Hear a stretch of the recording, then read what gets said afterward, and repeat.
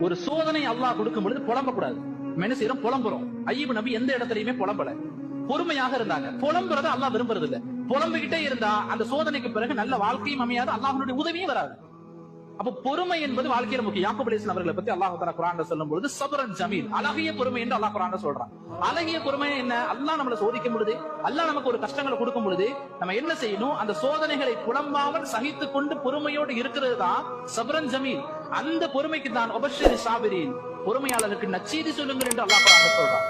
அன்-நஸ்ரு மஅ ஸப்ரி, பொறுமையாக இருப்பவர்களுக்கு தான் அல்லாஹ்வுடைய உதவி என்று ஸல்லல்லாஹு அலைஹி வஸல்லம் சொன்னார். இப்படிப்பட்ட பொறுமை நம்மள்ட்ட வேணும். யாருக்கிட்டையும் புலம்பாம சகிப்புத்தன்மையோடு அல்லாஹ் கொடுத்த அந்த சோதனைகளை பொருந்தி கொண்டிருந்தால் அதற்கு பிறகு அல்லாஹ்வுடைய உதவி வரும். எப்படி அய்யூப் அலைஹிஸ்ஸலாம் அவர்களுக்கு இழந்ததையெல்லாம் அல்லாஹ் திருப்பி கொடுத்தானோ, அதுபோல நாம் பொறுமையாக இருந்தா எதை இழந்தமோ, என்ன கஷ்டங்கள் பட்டமோ அதையெல்லாம் அல்லாஹ் சரியாக்கி ஒரு நல்ல வாழ்க்கையை அல்லாஹ் நமக்கு கொடுப்பான்.